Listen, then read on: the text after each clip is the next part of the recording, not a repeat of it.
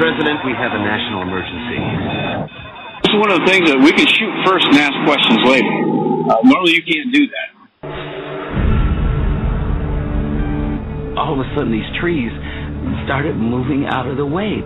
They parted for me. And then I came out into this opening, and there where I saw Jesus Christ.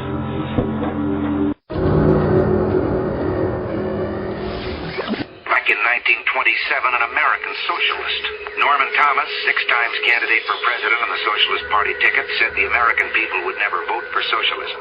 But he said under the name of liberalism, the American people will adopt every fragment of the socialist program. He is more imminent. James Madison, in 1788, speaking to the Virginia Convention, said, "Since the general civilization of mankind, I believe there are more instances of the abridgment of the freedom of the people by gradual and silent encroachment of those in power than by violent and sudden usurpations." When men were free. Broadcasting live from a secret location buried deep below the earth, you're about to make a connection to the signs of the times. W. Dean Shook is live on the air right now. Welcome to End Time News. I'm your host, W. Dean Shook. This is not necessarily going to be an update like we usually do. Because of these terrorist attacks in France, I think we need to take a hard look at this threat that we're dealing with in the world. Some clerics have defied government bans to establish their own courts to decide divorce cases, child custody issues and financial disputes. Brian Seymour reports that's just the start, as Muslim leaders call for traditional Islamic law to be fully adopted in Australia. Stoning for adultery, amputations for theft, death for apostates, and second-class status for Christians and Jews. This is life under Sharia law, the Islamic system practiced in countries like Iran, Saudi Arabia, and Great Britain. Yes, Great Britain. There are reportedly some 85 Sharia courts now operating there, with Islamic judges ruling on cases ranging from financial to marriage disputes among British Muslims. We went into some proceedings, and there were a couple of Islamic judges sitting up above the rest, and there was one solitary Muslim woman who was suing for divorce. Alan Craig is a former city councillor in East London, home to several Sharia courts where women face open discrimination. A woman's witness value is half that of a man. Not only for us in America, but also for those of you in Australia, those of you in the UK. We're all experiencing these things. But let's start with what's going on in America.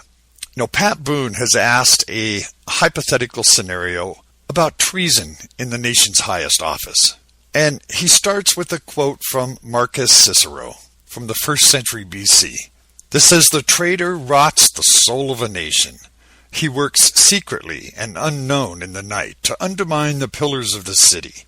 He infects the body politic so that it can no longer resist. A murderer is less to fear. The traitor is the plague." So what is treason? Good old Webster's dictionary describes it simply as betrayal of one's country to an enemy. A traitor as one who betrays friends, interests, etc. A biography of Benedict Arnold, American history's most notorious traitor, though he was a beneficiary of our young country's opportunities and honors, historians record that he was arrogant, impatient. He courted the favor of British loyalists, which angered the patriots. He exhibited such a love and need for money that he lined his pockets with questionable side ventures. He decided he wasn't sufficiently appreciated by his fellows and formulated a treasonous path to crash the revolution and revenge himself with Congress, when, amazingly, he was given the command of West Point. He plotted with British General Clinton to surrender the fort for £20,000. The plot was discovered. Arnold barely managed to escape to England, where he lived out his life as a social outcast and an infamous traitor. Is it remotely possible that this kind of terrible thing could happen right here in America today?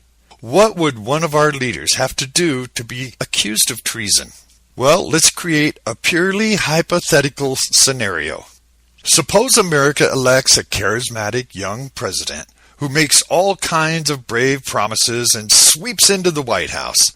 This young man would not only have little political or governmental experience, but none at all in business or administration. Curiously, his upbringing is never closely examined or evaluated. It's just assumed that anybody who's elected president must love America. But this young man had been trained by parents and others to consider this country's colonial oppression unfit to be a world leader. In college, by his own autobiography account, he sought out Marxist professors in not one, but 3 colleges. Once elected, he uses his newfound executive authority to seal off all of his early school, passport, and travel records, lest his true nature be uncovered. He eventually has a fake copy of a birth certificate created and exhibited on the White House website, complete with glaring errors that betray its falsehood. Somehow, Congress seems mesmerized and intimidated from confronting him.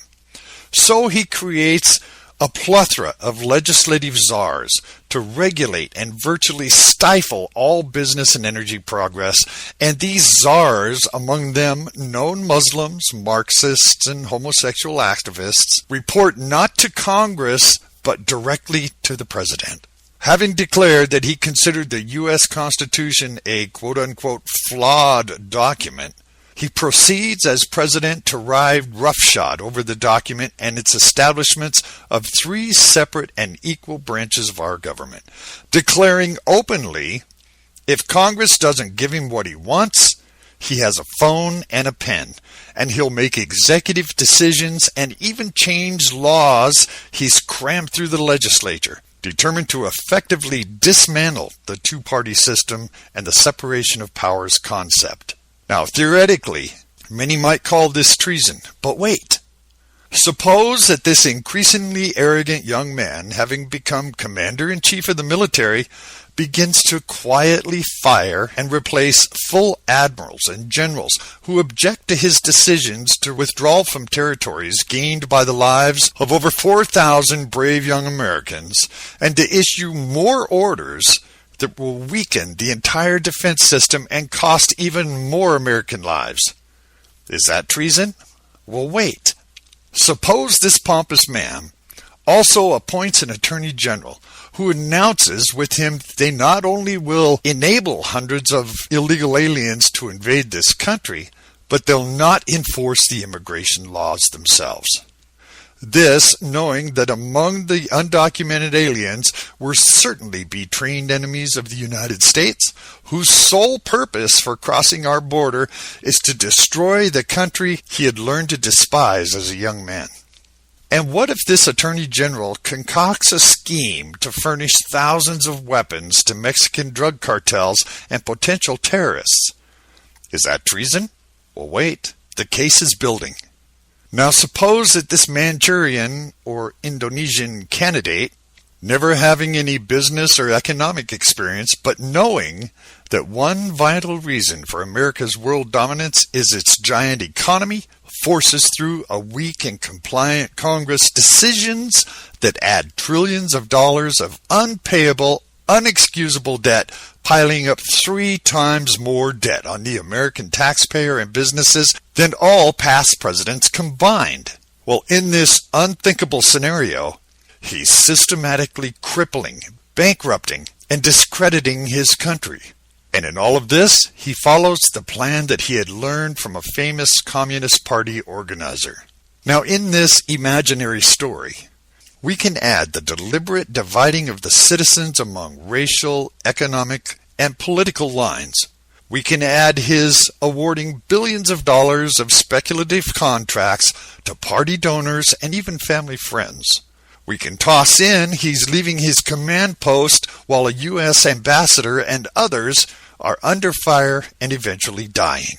To pack his bags and fly to Las Vegas for a political fundraiser, a definite Benedict Arnold comparison, and to leave no doubt whatsoever, while our nation is slipping into an all-out war against inhumane killers who behead innocent people, This pretender-in-chief makes the personal decision to release known murderers from a military prison and send them back to the Middle East.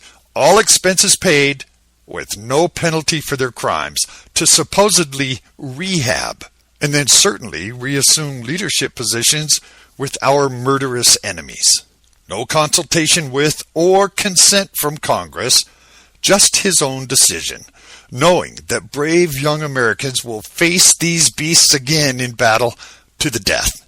If there's a clearer definition of treason, I can't think of it. All of this is theoretical, of course, but I think if such an interloper and subversive impostor were to somehow rise in power and become our president, if he weren't eventually exposed, prosecuted, and impeached, America should apologize to Benedict Arnold, and his picture should be posted in Webster's alongside the words treason and traitor. You know, it just so happens that 6 times the Obama administration said its job was to promote Islam. Breitbart News reported that White House Press Secretary Josh Earnest announced that the Obama administration would prioritize fighting Islamophobia. The real problem, according to the Obama administration, is lack of leadership in defending Islam. Now, there are some individuals that are using a peaceful religion and grossly distorting it and trying to use its tenets to inspire people around the globe to carry out acts of violence. And we have enjoyed sufficient success in enlisting leaders in the Muslim community, like I said, both in the United States and around the world, to condemn this kind of messaging, to condemn these efforts to radicalize individuals, and to be clear about what the tenets of Islam actually are. And we're going to double those efforts in the days and weeks ahead, according to Mr. Obama. This, of course, is not the first time the Obama administration has discovered a duty to illuminate the inherent beauty and wonders of Islam. Over and over again, the Obama administration has attempted to explain to the world the true meaning of Islam. Well, let's take a look at a couple of these tenets before we move on. According to the Quran, it says, slay the unbelievers wherever you find them. Make war on the infidels living in your neighborhoods. When opportunity arises, kill the infidels wherever you catch them. Kill the Jews and the Christians if they do not convert to Islam or refuse to pay the jizya tax. Any religion other than Islam is not acceptable. The Jews and the Christians are perverts. Fight them. Maim and crucify the infidels if they criticize Islam. The infidels are unclean. Do not let them into your mosque. Punish the unbelievers with garments of fire, hooked iron rods, boiling water. Melt their skin and bellies. Do not hanker for peace with the infidels. Behead them when you catch them. The unbelievers are stupid. Urge the Muslims to fight them. Muslims must not take infidels as friends. Terrorize and behead those who believe in scriptures other than the Quran. Muslims must muster all weapons to terrorize the infidels. Now that sounds pretty clear to me, and I don't think the Obama administration needs to explain that for me to understand it. Here are some examples of what President Obama said. Let's start in 2009. Immediately upon taking office, Obama did an interview with Al Arabiya, where he explained that his job as president encompassed apologizing to the Muslim world for evil America and explaining that Muslims are the cream of the religious crop.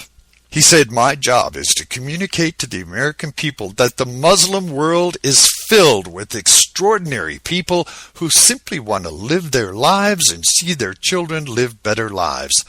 My job to the Muslim world is to communicate that the Americans are not your enemy. So if you forgot about the provision of Article 2 of the Constitution that gives the president the authority to do outreach on the behalf of Islam in the United States, that's because it doesn't exist. But don't worry,